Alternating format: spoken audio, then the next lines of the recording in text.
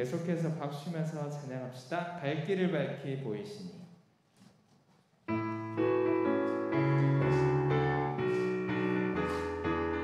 갈 길을 밝히 보이시니. 갈 길을 밝히 보이시니 주 앞에 빨리 나갑시다. 우리를 찾는 구주 예수. 한 번 더 고백합시다. 갈 길을 밝히 보이시니. 갈 길을 밝히 보이시니 주 앞에 빨리 나갑시다. 우리를 찾는 구주 예수.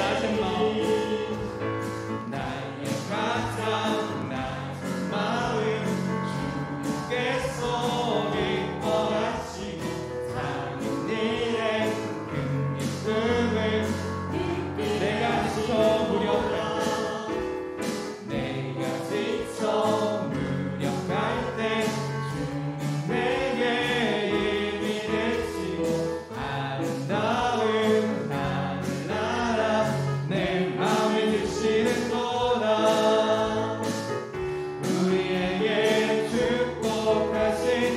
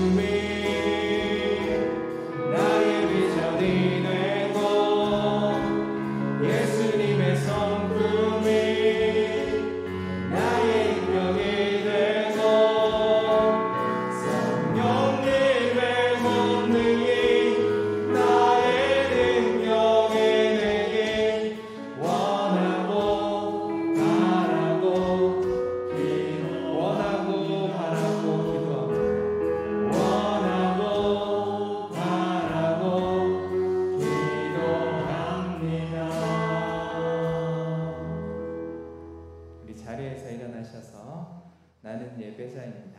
함께 찬송하겠습니다.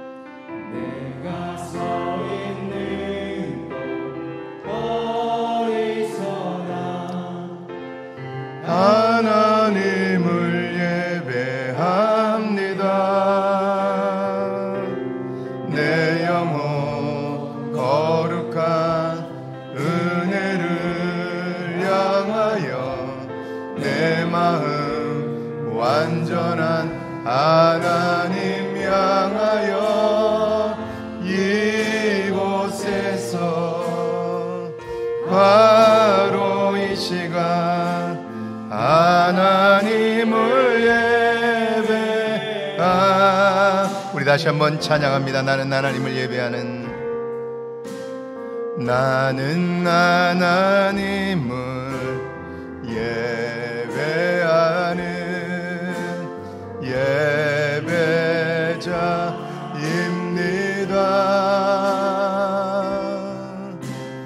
내가 서 있는 곳 어디서나 하나님을 예배합니다. 내 영혼 거룩한 은혜를 향하여 내 마음 완전한 하나님 향하여 이곳에서 바로 이 시간 하나님을 예배합니다. 하나님을 예배합니다. 하나님을 예배합니다.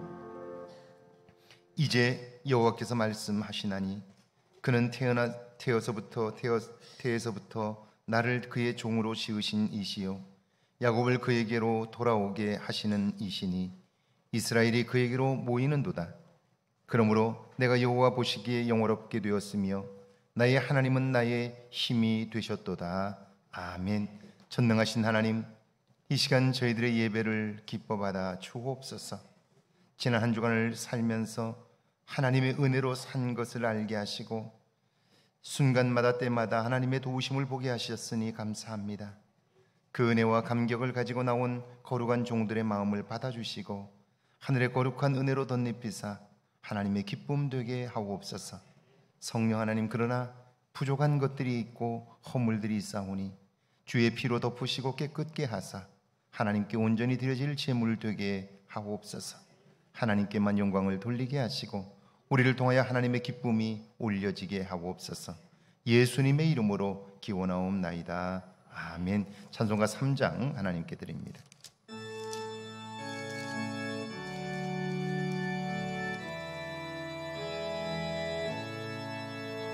성부 성자와 성령 찬송과 영광 돌려보내세.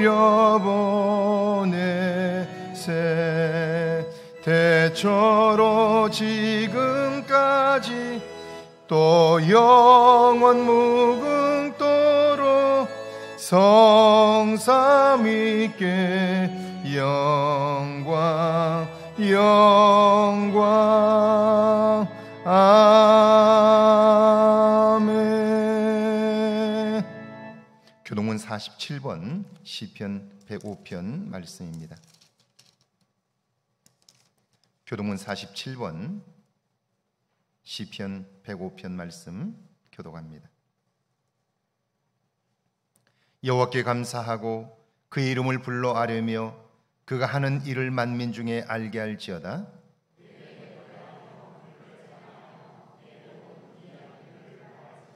그의 거룩한 이름을 자랑하라.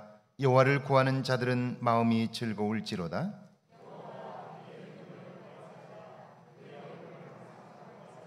그의 종 아브라함의 후손 곧 택하신 야곱의 자손 너희는 그가 행하신 기적과 그의 이적과 그의 입의 판단을 기억할지어다.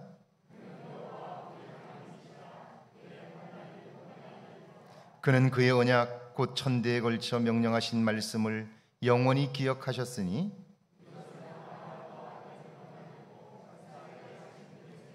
야곱에게 세우신 율례 곧 이스라엘에게 하신 영원한 언약이라.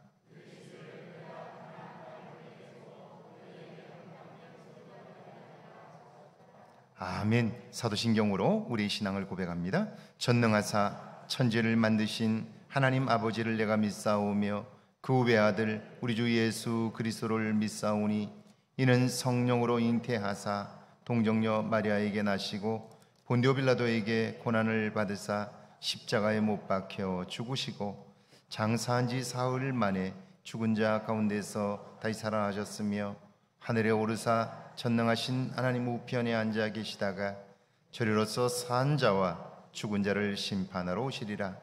성령을 믿사오며 거룩한 공회와 성도가 서로 교통하는 것과 죄를 사하여 주시는 것과 몸이 다시 사는 것과 영원히 사는 것을 믿사옵나이다. 아멘. 자리에 앉으셔서 찬송가 189장 하나님께 드립니다.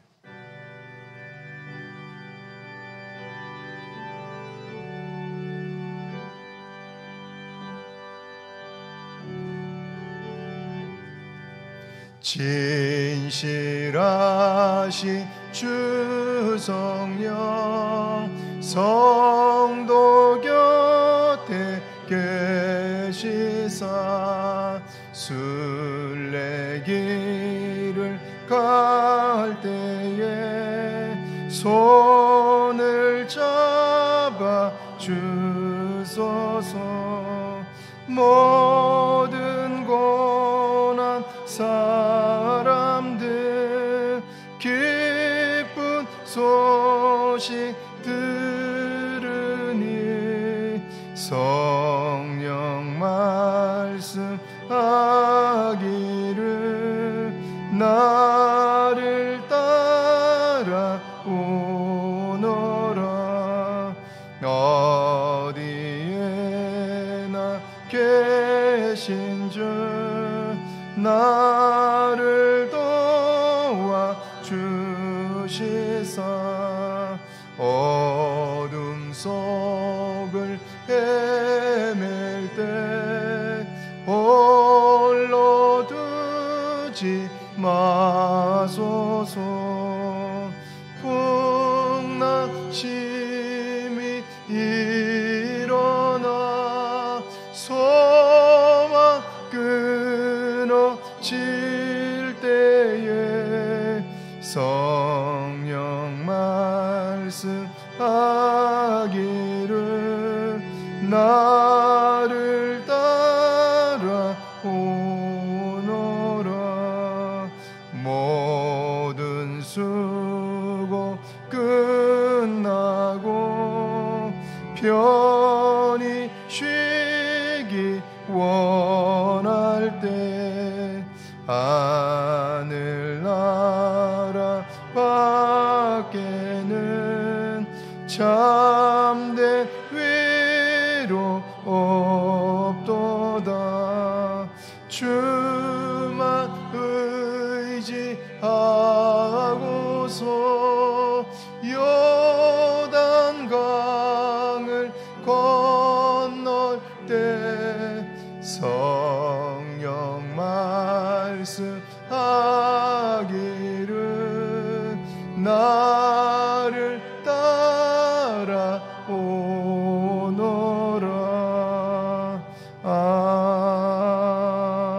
아멘. 김성환 수집사님 기도하십니다.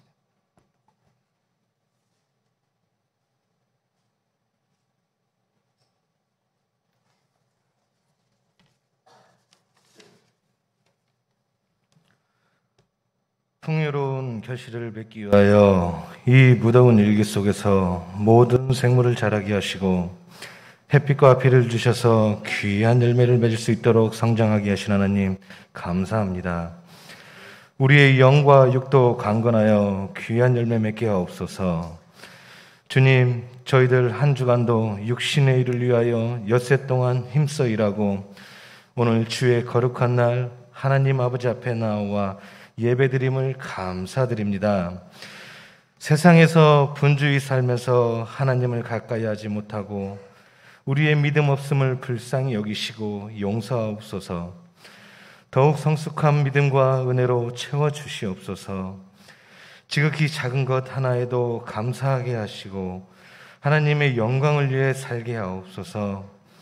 주님, 지금은 성령 감림절을 지키고 있습니다. 이 땅에서 체험해보지 못한 성령의 은혜를 체험하게 하시며 이 시간 예배드리는 성도들을 찾아와 주셔서 만나주시고 낙심한 성도들에게 용기와 힘을 주시며 삶의 의미를 되찾게 하여 주시고 그들이 인격적으로 하나님을 만나게 하시고 희망을 잃지 않고 다시 일어날 수 있는 은혜를 더하여 주시옵소서. 특별히 어르신들 더위에 지치지 않게 하시고 몸이 불편한 자에게 성령의 능력의 손길로 치료하여 주시옵소서. 오늘 주시는 말씀 우리의 마음을 새롭게 하여 주시고 변화시켜 주시옵소서. 전에 받은 직분자나 새로 임직받은 자 모두에게 하나님 앞에 낮은 자세로 맡은 자들에게 구할 것은 충성이라 하였으니 우리 모두 최선을 다해 맡겨진 일에 충성을 다하게 하옵소서. 그리고 그들의 마음이 하나 되게 하옵소서. 교육부 어린이 여름 성경학교가 시작되었습니다. 우리 어린이들 말씀으로 양육하기에 부족함이 없도록 선생님들께 지혜와 능력 주시고 더위에 지치지 않게 하시며 가르치는 은사를 다하여 주시옵소서. 이 시간 말씀 전하실 장봉 목사님 성령의 강한 불로 붙드사 능력 주시고 우리 위에 듣는 귀를 열어주사 하나님의 음성을 듣게 하시며 은혜 받는 복된 시간 되게 하옵소서. 몸은 와서 앉아있지만 사탄에게 마음 뺏기지 않도록 이 시간 지켜주시옵소서. 우리를 죄에서 구하신 예수 그리스도의 이름으로 기도드립니다. 아멘.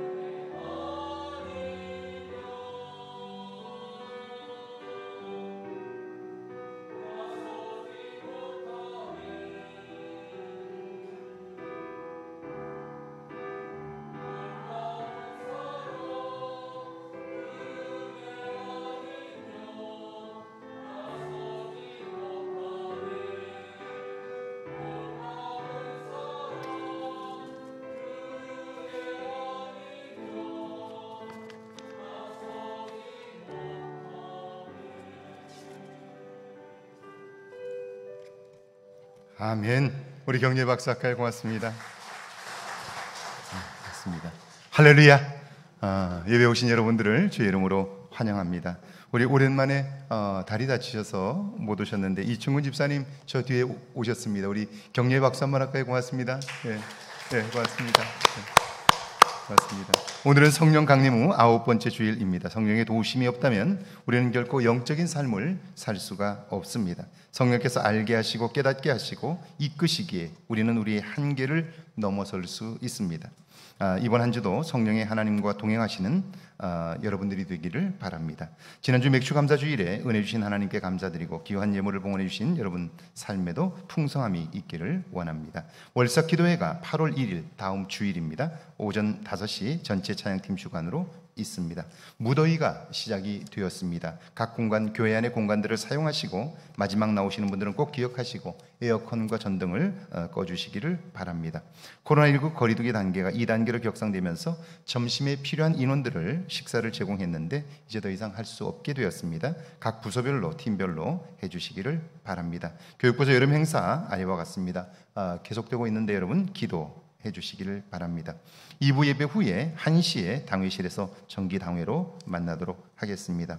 제33회 라면 오마케가 이번 주 토요일 7시 30분 익산예술의 전당대 공연장에서 있습니다. 저희 교인들도 함께 참여하게 되는데 여러분 토요일 7시 30분 기억하시고 라면 5봉 들고 오시면 그 라면은 이 자원봉사센터를 통해서 어려운 이웃들에게 전해지게 될 것입니다. 이를 위해서 여러분 함께 협력해 주시기를 바랍니다. 이번 주간 생일 맞으신 분들입니다. 진상현 권사님, 이상희 집사님, 이효건 성도, 문영희 권사님, 이선자 권사님, 강길자 권사님입니다. 축하의 박사까지 고맙습니다. 고맙습니다. 우리 찬송가 220장 부르면서 준비하신 예물 봉헌합니다.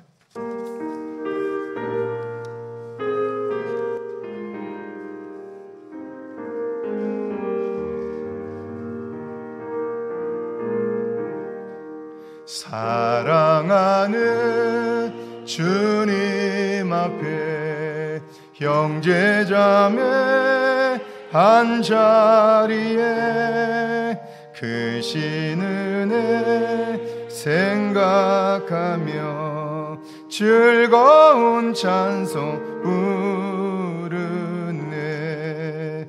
내 주 예수 본을 받아 모든 사랑 내 몸같이 환난 근심 위로하고 진심으로 사랑하세. 사랑하는 주님 앞에 온갖 충성 다 바쳐서 괴로우나 즐거우나 주님만 힘써 섬기네. 우리 주님 거룩한 손 제자들의 발을 씻겨 남 섬기는 종의 도를 몸소 행해.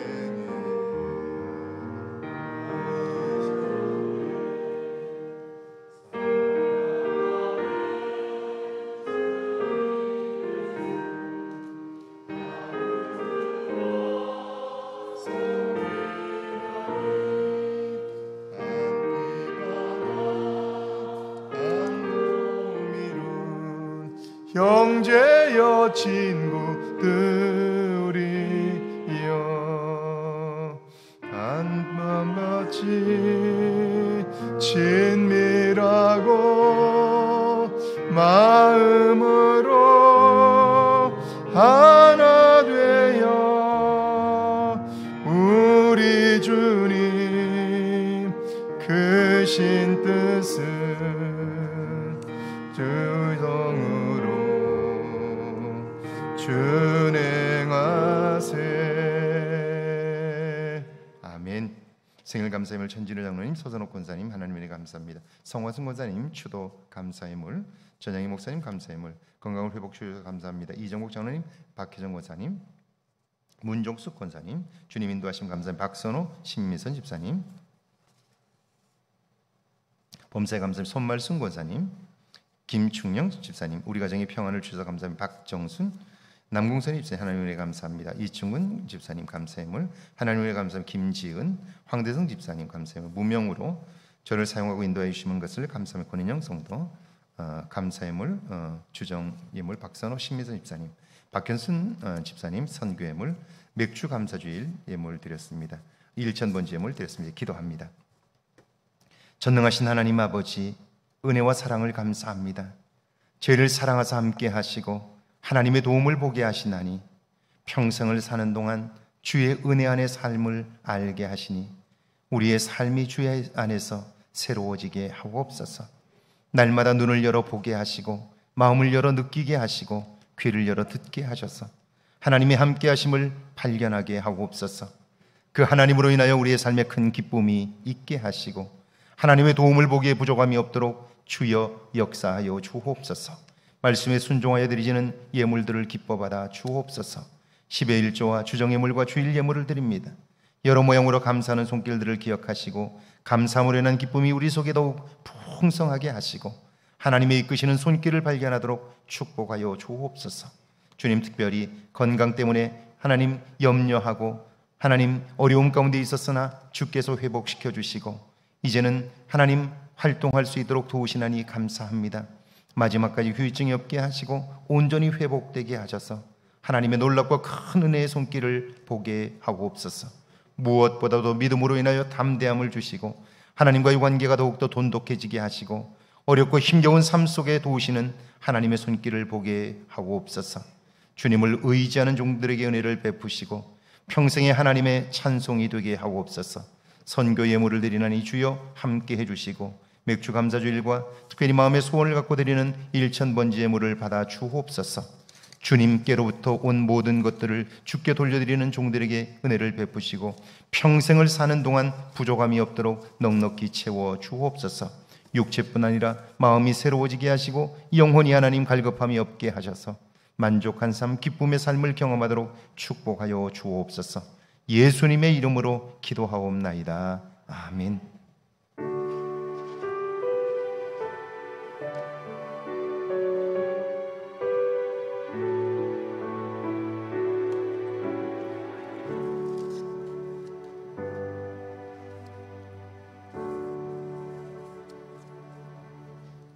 오늘 저에게 주시는 하나님의 말씀은 구약성경 신명기 5장 17절 말씀, 신약성경 히브리서 11장 23절에서 26절까지 말씀입니다. 먼저 우리 신명기 5장 17절 말씀 함께 봉독합니다. 신명기 5장 17절 말씀입니다. 함께 봉독합니다. 살인하지 말지니라. 아멘. 신약성경입니다. 히브리서 11장 23절에서 26절까지 말씀입니다. 함께 봉독합니다. 히브리서 11장 23절에서 26절까지 말씀입니다. 함께 봉독합니다.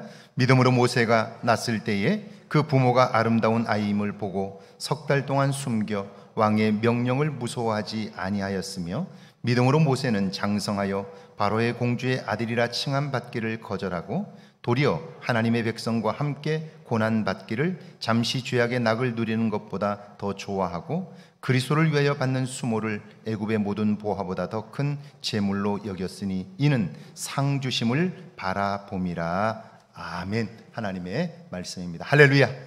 이번 한 주간에도 하나님의 은혜와 사랑이 여러분과 여러분의 가정에 넘치기를 주의 이름으로 축원합니다. 축원합니다. 우리 앞뒤 옆 사람과 인사할까요? 만나서 반갑습니다. 이번 한 주간도 주 안에서 평안하십시오. 뒤에 분들도 한번 인사하시죠. 고맙습니다. 네, 무더위가 계속되고 있습니다.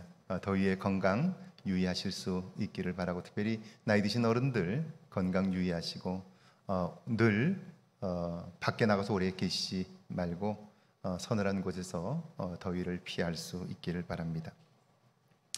영화 한 편이 주는 감동은요 정말 크고 오래 갑니다. 그것이 만약 실화를 배경으로 했다면 그 감동은 더 크고 놀랍습니다. 지난주 그런 영화 한 편을 만났는데요. 우리가 꿈꾸는 기적, 인빅터스라는 영화입니다. 영화배우 출신의 클린트 이스트우드 감독이 2010년에 만든 영화였는데요.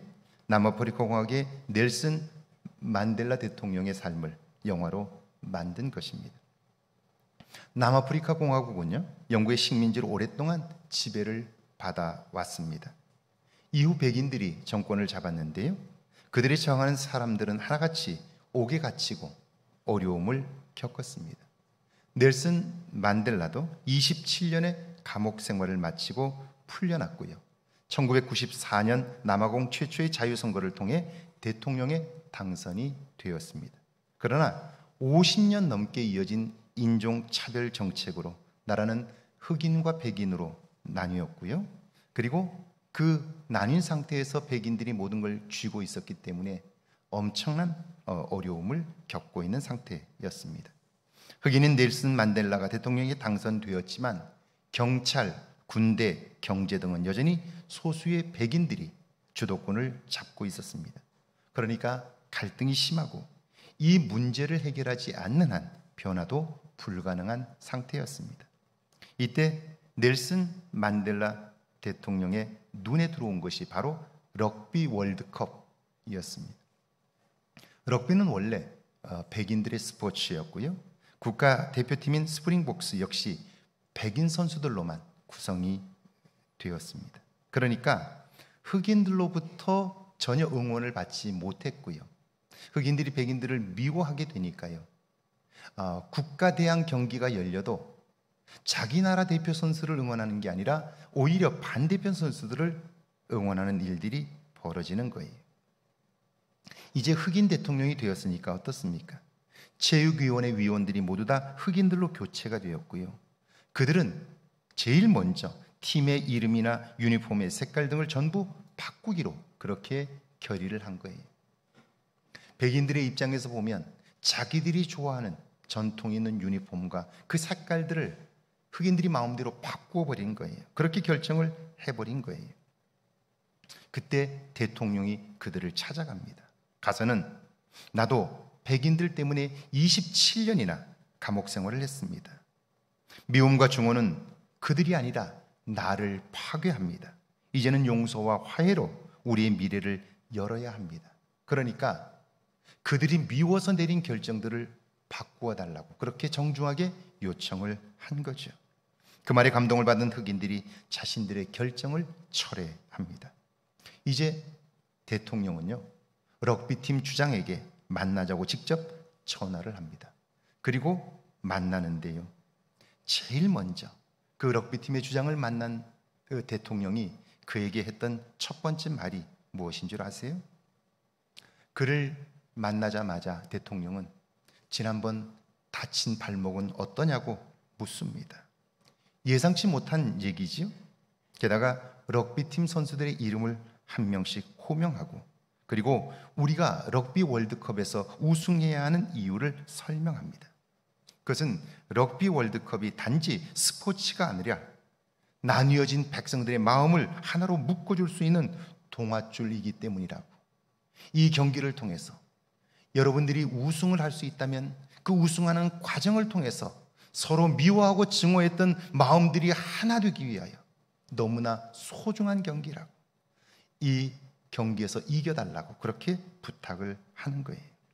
대통령의 진심에 감동을 받은 럭비팀 주장은요, 선수들과 함께 이 대통령이 27년 동안 갇혀 있었던 교도소를 방문해요.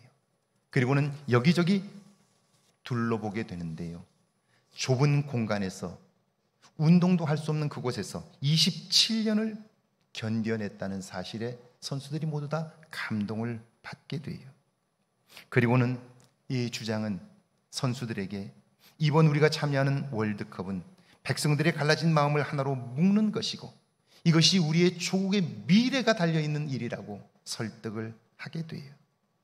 감동을 받은 선수들이 혼신의 힘을 다하여 연습하고 경기에 참여하게 되면서 만년 꼴찌에서 월드컵 우승의 주역이 되었습니다. 그것도 기적이지만 진짜 기적은 그 경기를 통해서 백인들이 하는 경기를 흑인들이 응원하게 되고요. 응원하는 과정 속에서 선수와 그리고 관중들이 하나가 돼요. 그 나라의 흑백 갈등이 결국 극복되게 된다 하는 스토리입니다. 여러분, 넬슨 만델라는 어떻게 자신을 괴롭히고 젊은 날의 꿈과 미래를 짓밟은 사람들을 용서할 수 있었을까요?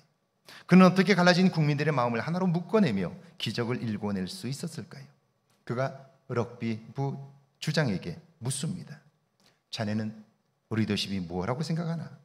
어떻게 선수들을 격려하지? 그러자 그가 대답합니다. 힘이 될 만한 이야기로 도전합니다. 그래, 그것도 좋은 방법이지.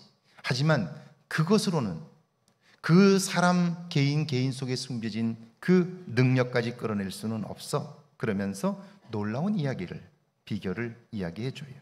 그것이 바로 인스피레이션, 위로부터 부어지는 영감입니다. 영감이 없이는 우리는 우리의 한계를 넘어설 수 없기 때문에 변화에 있어서 영감은 너무나 중요하다는 거예요.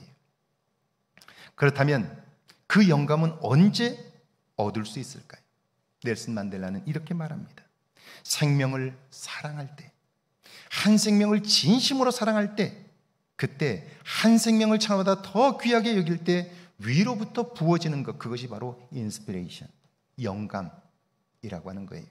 그 영감을 통하여 우리는 진심으로 한 생명을 사랑할 뿐 아니라 자기 자신 속에 있는 능력들이 나타나게 된다 하는 거예요. 여러분, 사랑해 보셨나요? 진심으로 사랑하는 사람이 생기면요, 그를 위하여 최선을 다하려고 하고요, 최선을 다하려고 할 때 내 속에 감추어진 재능과 은사가 발견되게 되고요, 그 모든 능력이 나타나 결국 내가 상상치 못했던 능력과 은혜를 경험하게 된다 하는 거죠.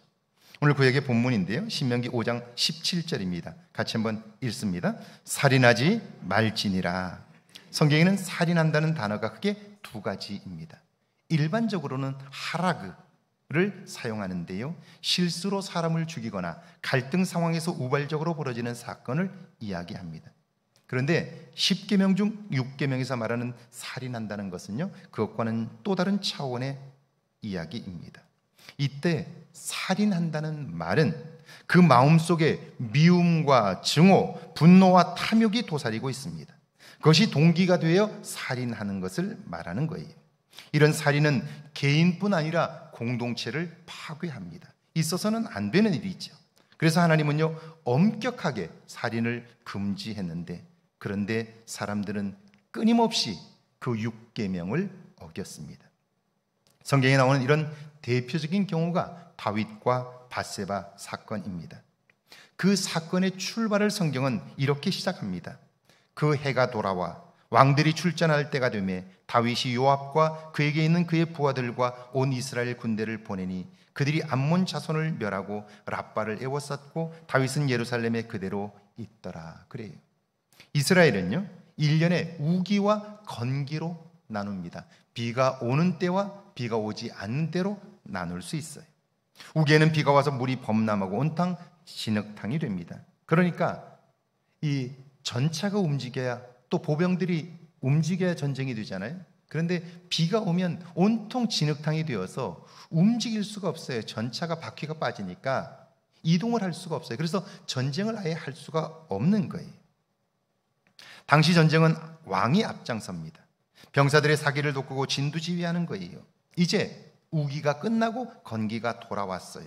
암몬과의 전쟁이 휴전 상태였기 때문에 다시 전쟁에 돌입하는 거예요. 당연히 다윗이 앞장서야지요. 그런데 그는요, 뒤로 빠집니다.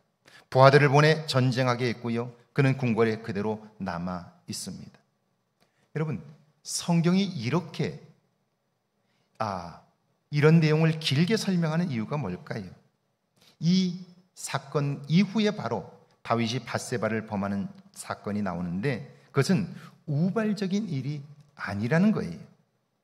우리가 읽을 때 그 사건만 보면 우연히 그가 실수한 것처럼 생각하는데 그게 아니었다는 거예요. 그래서 이 서론이 길었던 거예요.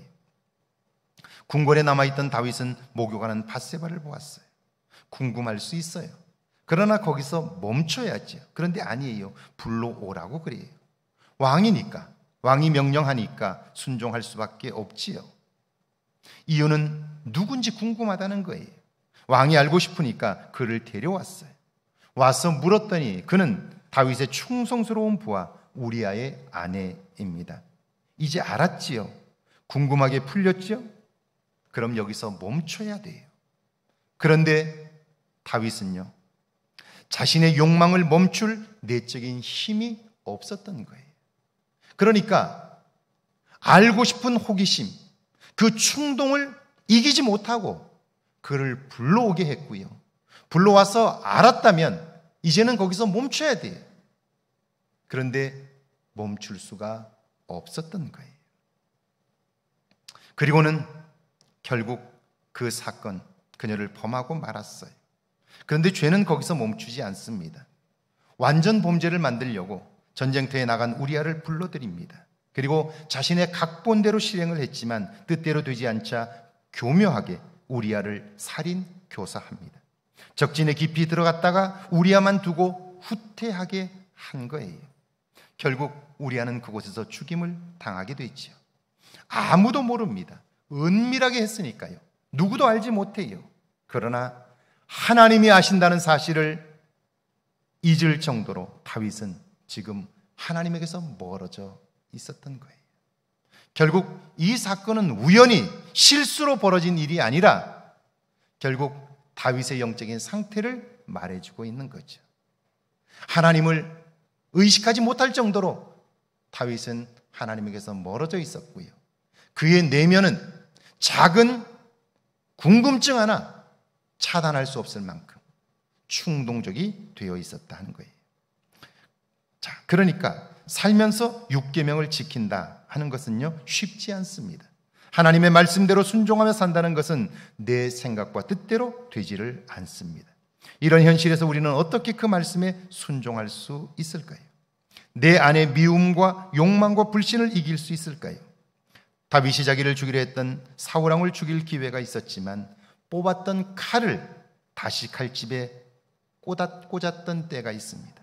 그리고 돌아선 날들이 있었어요.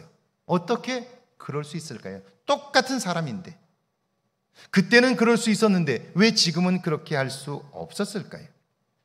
그는 말합니다. 누구든지 손을 들어 여호와의 기름 부음 받은 자를 치면 죄가 없겠느냐? 여호와의 기름 부음 받은 자, 그가 누굽니까? 하나님이 선택하신 자예요. 구별하신 자입니다. 하나님이 특별히 귀하게 여기시는 생명이에요. 그 생명을 내 감정으로, 내 분풀이로 내가 위기에서 벗어나겠다고 죽일 수는 없다 하는 거예요. 그 상황에서 그는 하나님의 눈을 의식하고 하나님이 사랑하는 생명임을 발견하게 되면서 그는 그를 죽일 수 있었지만, 그의 감정에 의하면 10번도 더 죽여야 하지만 하나님의 그 눈을 의식하면서 뽑았던 칼을 칼집에 꽂았다 하는 거죠. 그렇습니다. 살인하지 말라는 말씀은 그러므로 생명을 사랑하라는 뜻이죠. 모든 사람이 하나님의 사랑받는 생명입니다. 귀하게 여김받는 존재예요. 내가 먼저 그 사랑을 발견하고 그 사랑을 느낄 때 우리는 비로소 누군가를 사랑할 수 있는 거죠. 용납할 수 없는 상황에서도 사랑의 손길을 내밀 수 있게 되는 거예요. 아프리카 서부 대서양 연안에 있는 코트디부아르 공화국이 있습니다. 저기 보이는 저 지적이죠. 이곳이 영국 프리미어리그 명문 구단입니다. 첼시 FC의 레전드 중 한 명인 세계적인 축구스타 디디에 드록바의 고향입니다. 그 나라는 정부군과 반군이 내전을 치르고 있었는데요. 2차례에 걸친 내전으로 엄청나게 많은 사람들이 죽었고요. 그리고 수십만, 수백만의 난민들이 생겼습니다. 그러던 2005년 10월 코트디부아르는 극적으로 2006년 독일 월드컵 본선 진출을 확정지었습니다. 당연히 드록바의 결정적인 영향이 있었어요. 온 국민이 열광하며 본선 진출의 영웅 드록바의 인터뷰에 주목할 때 그는요, 그 경기를 이기고 나서 이제 월드컵 본선 진출 무대에 가게 된 그 영광스러운 때 그가 무슨 말을 하는지 카메라를 들이대고 온 국민이 그의 입에 주목을 하고 있는데요. 그때 드록바는 카메라 앞에 무릎을 꿇어요. 그리고는 간곡히 호소합니다. 월드컵이 열리는 기간만이라도 무기를 내려놓으십시오. 일주일 동안만이라도 전쟁을 중단하십시오. 그리고 그는 내전으로 가족을 잃은 사람들을 기억하며 눈물을 흘렸어요. 그 모습이 얼마나 감동적이었던지 사람들은 하나같이 그를 가리켜 검은 예수라고 불렀습니다. 실제로 코트디부아르에서는요 얼마간 총성이 멎었습니다. 그리고 2년 뒤 내전은 완전히 종식이 되었어요. 생명을 사랑하는 한 사람의 진심이 사람들의 마음속에 있었던 미움과 분노와 욕심을 녹였던 거죠. 오늘 신약의 본문입니다. 히브리서 11장 23절인데요. 같이 한번 읽어볼까요? 23절 말씀입니다. 믿음으로 모세가 났을 때에 그 부모가 아름다운 아이임을 보고 석 달 동안 숨겨 왕의 명령을 무서워하지 아니하였으며. 놀라운 말씀이 있지요. 여러분, 공화정과 왕정 국가의 차이를 아시나요? 공화정은요 오늘날 국민이 주인이 된 체제입니다. 이 둘의 차이는요, 왕정 국가는 왕이 곧 법입니다. 그러니까 왕은 틀릴 수가 없어요. 어떻게 해도 그가 하는 말과 행동은 모두 다 법이기 때문에 그는 문제가 될 수 없는 거예요. 그러니까 이 왕정 국가에서 가장 큰 벌이 뭐냐면요, 왕의 심기를 불편하게 하거나 왕의 눈밖에 나는 거예요. 왕의 심기를 불편하게 하거나 왕의 명령을 어기면 왕의 입에서 나오는 그 자체가 벌인 거예요. 그러니까 감정이 상한 상태에서 나오는 벌이 얼마나 무섭겠어요. 삼족을 멸하라고 하면 삼족을 멸하는 거예요. 자, 애굽의 왕이 명령을 내렸어요. 히브리 사람은 사내 아이를 낳으면 죽이라는 거예요. 왕명은 거스를 수가 없어요. 그의 말이 곧 법이기 때문이죠. 그러니까 그 왕명을 받은 백성들로서는 무섭지요, 두렵습니다. 특별히 히브리 사람들이 사내 아이를 낳으면 죽이라고 하니까요. 그게 왕명이니까요. 아이를 낳았을 때 얼마나 무섭겠어요, 두렵겠어요. 그런데 모세의 부모는 그런 왕명을 무서워하지 않았다는 거예요. 왕명을 몰라서가 아니라 알고 있었지만 그것이 두렵지 않았다는 거예요. 어떻게 그럴 수 있을까? 그 부모가 아름다운 아이임을 보고 그걸 보고 나서 무섭지 않았다는 거예요. 이때 아름답다는 말은 하나님이 귀하고 소중하게 여기는 생명이라는 뜻입니다. 그러니까 이 생명을 하나님이 귀하고 아름답게 여기신다는 사실을 발견하고 나서는 결코 왕의 명령이 무섭지 않았다 하는 거예요. 자, 스데반은 그래서 분노하는 유대인들을 향해 자신을 변론하면서 이렇게 말합니다. 그때 모세가 났는데 하나님 보시기에 아름다운지라 그의 아버지의 집에서 석 달 동안 길리더니. 그래요, 믿음으로 이 위기 상황에서 사람들은 죽게 된 아들만 보지요. 그리고 어쩌나 하면서 걱정해요. 근심에 사로잡혀요. 그러면 두려움에서 벗어날 수가 없어요. 그런데 믿음을 가진 모세의 부모는 믿음의 눈으로 아이를 보게 되자 이 생명을 사랑하시는 하나님을 발견하는 거예요. 이때 하나님이 사랑하신다는 말은 하나님이 그 생명을 귀히 여기신다는 거예요. 하나님이 그 생명을 마지막까지 책임지신다 하는 거예요. 그걸 믿기 때문에 두려움이 없었다 하는 거예요. 하나님의 눈으로, 믿음의 눈으로 그 생명을 보았더니 하나님이 그 생명을 사랑하신다는 사실을 알게 되었고요. 그 믿음으로 그 아이를 보았더니 왕명이 결코 두렵지 않았다 하는 거예요. 그래서 석 달을 키울 수 있었어요. 그러니까 생명 사랑은 두려움을 넉넉히 이기게 하는 거죠. 23절과 24절입니다. 같이 한번 읽습니다. 믿음으로 모세는 장성하여 바로의 공주의 아들이라 칭함받기를 거절하고 도리어 하나님의 백성과 함께 고난받기를 잠시 죄악의 낙을 누리는 것보다 더 좋아하고. 모세는 어떻습니까? 바로의 공주의 아들이라는 자리는요 엄청난 거예요. 특별히 이 모세의 양어머니 바로의 공주는 애굽 왕의 무남동녀 외동딸입니다. 이 양 엄마가 후에 왕비가 되는데 그 남편이 일찍 죽어요. 그래서 그 모세의 양어머니는 후궁에게서 낳은 아들을 10살짜리 아들을 왕으로 옹립해요. 그리고 뒤에서 섭정을 해요. 10살이니까 뭘 알겠어요. 섭정을 하다가 이 아들이 왕 노릇을 제대로 못하니까요. 결국 이 모세의 양어머니가 이 애굽이라고 하는 거대한 제국의 왕으로 친히 등극하게 돼요. 그러니까 모세가 그 어머니의 아들이라고 하는 것은요, 그 나라의 최고 권력자 왕의 아들이라는 뜻이에요. 그러니까 모세로서는 다음번 권력을 잡을 수도 있고요, 어머니의 후광만으로도 그는요 호화스러운 삶, 정말 마음껏 하고 싶은 걸 할 수 있는 그런 자리에 있었던 거죠. 상상할 수 없는 권력을 쥐고 마음껏 행사할 수 있었다 하는 거예요. 그런데 모세는 그 자리를 버렸어요. 자기 스스로 버린 거예요. 왜요? 애굽에서 고난받는 자기 동족을 하나님이 여전히 사랑한다는 사실을 알았기 때문이에요. 하나님이 그 자기 동족, 지금은 비록 노예살이를 하고 있지만, 고통을 겪고 있지만 하나님이 그들을 여전히 사랑하고 있다는 사실을 발견한 모세는요, 자기의 모든 기득권과 모든 것을 헌신짝처럼 버릴 수 있었다 하는 거예요. 생명 사랑은 자기의 욕망을 초월하게 만드는 힘이 있다 하는 거죠. 그뿐이 아닙니다. 26절이죠. 같이 읽습니다. 그리스도를 위하여 받는 수모를 애굽의 모든 보화보다 더 큰 재물로 여겼으니 이는 상주심을 바라봄이라. 모세는요, 자기 백성을 사랑하시는, 그 생명을 귀히 여기시는 하나님의 마음으로 살게 되면서 엄청난 고통을 겪게 돼요. 도망쳐 나와서 광야에서 40년을 살게 되잖아요. 자신의 미래가 다 무너졌어요. 꿈도 소망도 다 짓밟힌 것 같고요, 삶의 형편도 말이 아닙니다. 그런데 생명을 사랑하는 능력은요, 그 모든 수고도 넉넉히 이기게 합니다.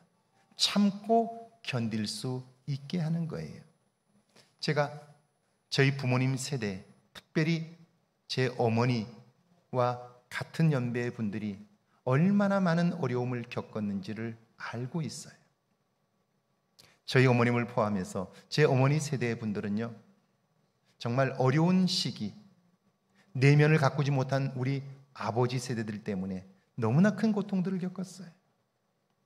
제가 성장했던 제 동네만 봐도 제 동네 아버지들은요, 거의가 알코올 중독들이었어요. 알코올 중독이면 가정을 돌보지 않지요. 가정 형편이 엄청나게 안 좋죠. 거기다가 술을 드시면 가정에 와서 폭력을 행사하죠. 그것만 끝인가요? 도박하지요. 여기저기 문제들을 일으키잖아요. 그 많은 갈등과 그 고통들을 친히 몸으로 겪어냈어요. 어떻게 그럴 수 있었나요? 어떻게 참고 견딜 수 있었나요? 제 어머니의 이야기며 제 동네 아주머니들의 이야기예요. 자식들을 향해서 하나같이 이렇게 말씀하셔요. 내가 너 때문에 헤어지지 못하고 살았다. 내가 너 때문에 참고 여기까지 왔다. 그렇게 말씀하세요. 자녀를 향한 사랑의 마음이 그 모든 수고와 그 모든 고통을 이겨낸 거예요.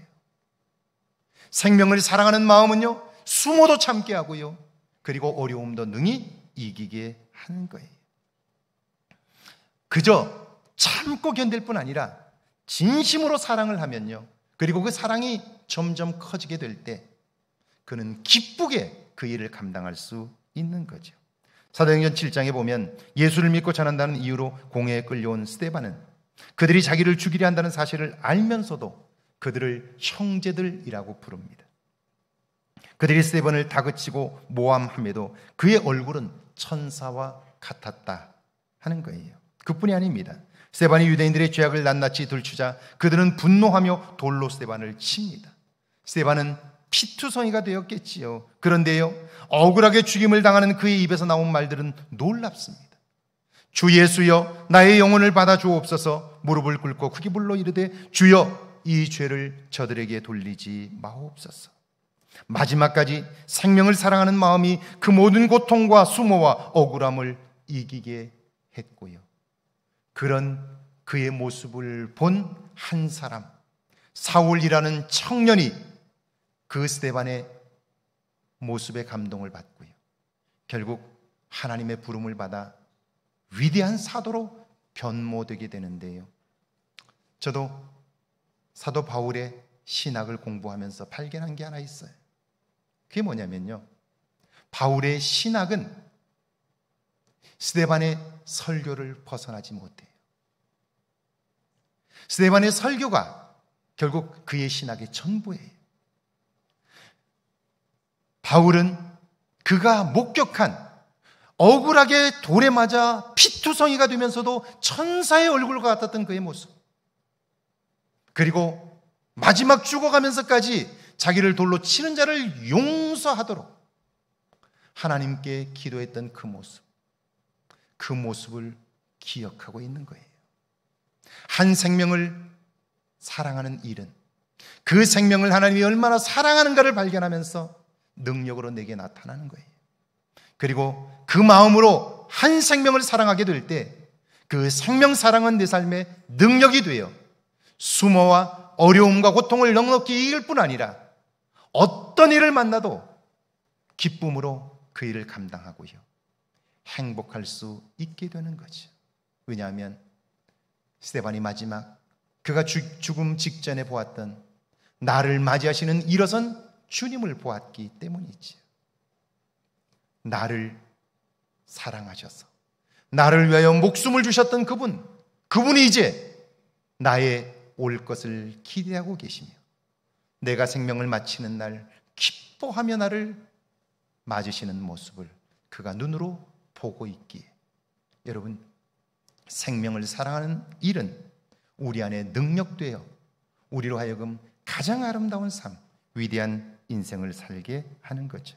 사랑하는 여러분, 살인하지 말라는 제6계명은 생명을 뜨겁게 사랑하라는 말씀입니다. 그럴 때 우리의 삶에 생명의 능력이 나타나는데요, 근심과 걱정, 두려움을 이길 수 있습니다. 미움과 분노와 욕망을 이기게 하고요, 그 어떤 수모 억울함도 넘어설 수 있게 해줍니다. 그리고 그 마지막이 뭔 줄 아세요? 모세와 스데반, 오늘 우리와는 엄청난 시간과 공간의 벽을 가지고 있습니다. 이 다윗이 살았던 나라, 그리고 스데반이 살았던 나라는 적어도 우리가 지금 이곳에서 말씀을 듣고 있는 이곳으로부터 비행기로 13시간 정도 떨어져 있는 곳입니다. 시간적으로도 몇 천 년이 지난 시간이에요.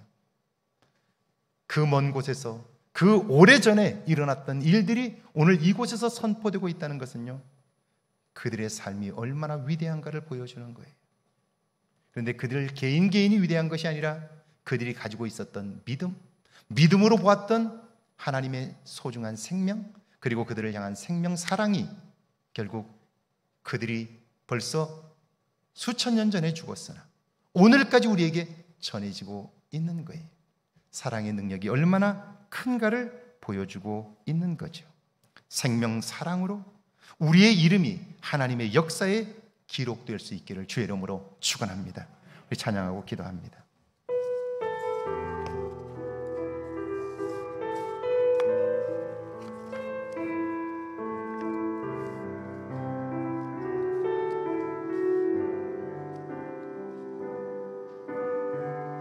십자가 그 사랑 멀리 떠나서 무너진 나의 삶 속에 잊혀진 주네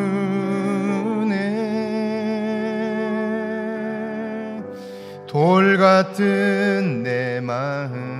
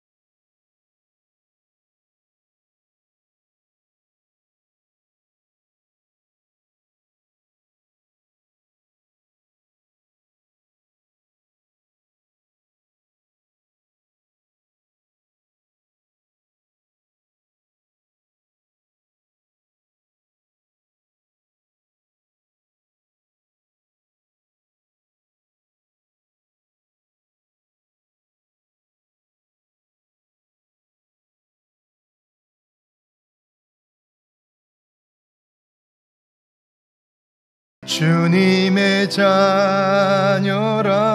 주 나를 보호하시고 주 나를 보호하시고 날 붙드시리. 날 붙드시리. 나는 보배롭고 존귀한 나는 보배롭고 존귀 주의 자녀라. 주의 자녀라. 제가 지난 주간에는 2통의 전화를 받았습니다. 마음 무거운 전화였어요. 남편 때문에 못 살겠다 하는 아내의 전화였고요, 사는 게 너무 힘들어서 못 살겠다 하는 한 분의 전화였습니다.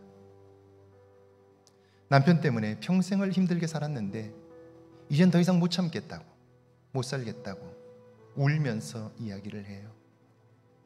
제가 이야기를 다 들어줬어요. 그리고 이렇게 얘기해 줬어요. 나 같아도 못 살겠다고. 왜냐하면 그렇게 평생을 살아온 사람은요, 자기가 뭘 잘못하는지를 모르기 때문에 이야기를 해도 들으려고 하질 않아요. 그래서 얘기한다고 되질 않아요. 그러니까 방법은 없는 거죠. 나 같아도 못 살겠다고 이야기를 듣고 그렇게 얘기해 줬어요. 그리고 그 다음에 제가 이렇게 얘기해 줬어요. 내가 생각하면 더 이상 살 수 있는 방법이 없습니다. 그래서 우리는 하나님을 믿습니다. 하나님의 눈으로, 믿음의 눈으로 보면 하나님이 하실 일이 보일 겁니다. 지금은 남편 때문에 못 살겠다고 말할 때가 아니라 성경 디모데 전서에 있는 것처럼 하나님의 말씀과 기도로 온전하여진다고 말했는데, 지금은 골방을 찾을 때라고.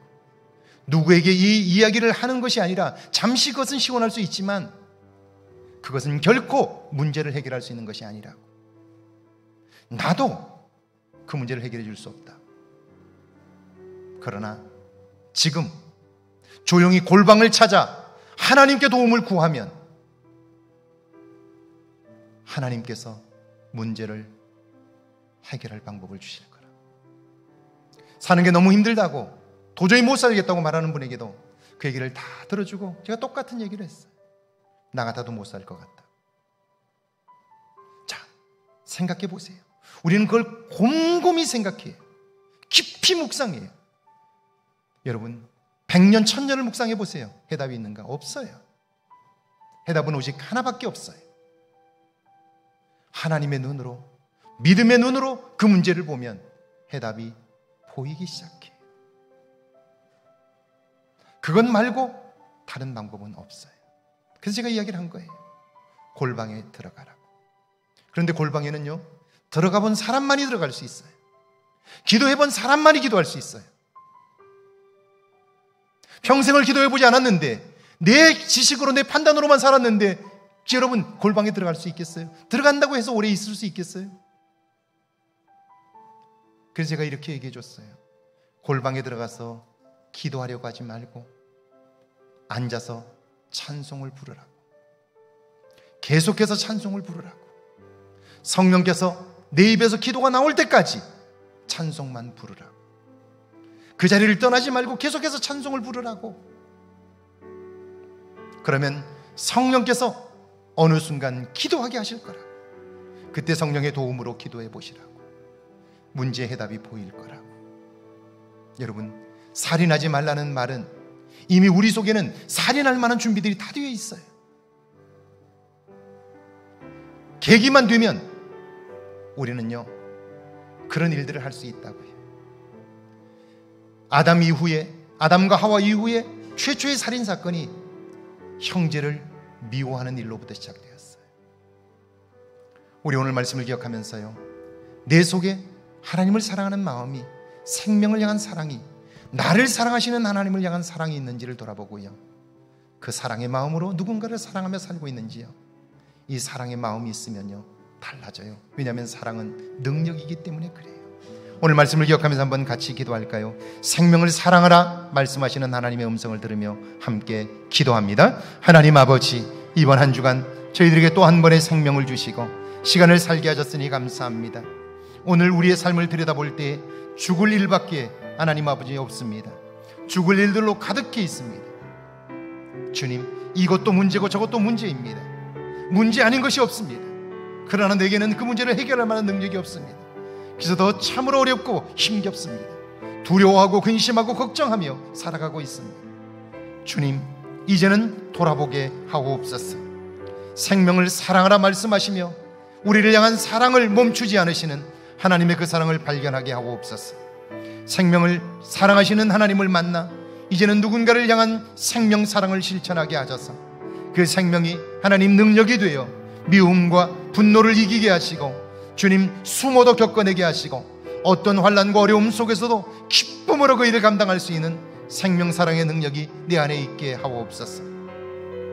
주님, 이 감동을 경험하게 하셔서 이제 이번 한 주간을 살 때에 생명을 사랑하는 마음으로 하나님 내 삶을 넉넉히 초월하여 하나님의 일들을 이루게 하옵소서. 그 능력을 경험함으로 이제 하나님을 찬송할 수 있도록 주여 역사하여 주옵소서.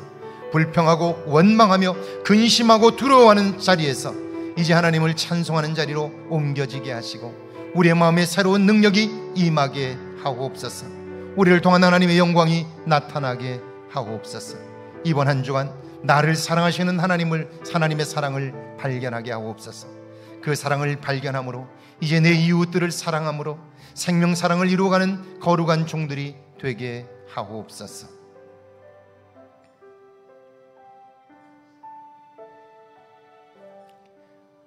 지금은 우리 주 예수 그리스도의 은혜와 하나님 아버지의 놀라우신 사랑하심과 성령에도 오시고 함께 하시는 은총의 역사가 이제 생명 사랑함을, 하나님의 생명 사랑을 발견하고 생명을 사랑함으로 능력 있는 삶을 살기를 다짐하는 죄 모든 백성들과 가정과 일터와 우리의 교회 위에, 우리가 사는 이곳 아름다운 황등과 익산과 이 땅과 온 세계 위에 이제로부터 영원토록 함께 계실지어다.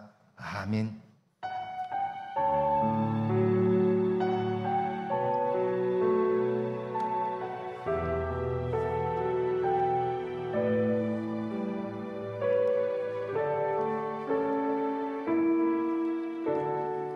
예배를 마쳤습니다. 한 주간도 승리하십시오. 자리에 앉아 계시면 안내하겠습니다.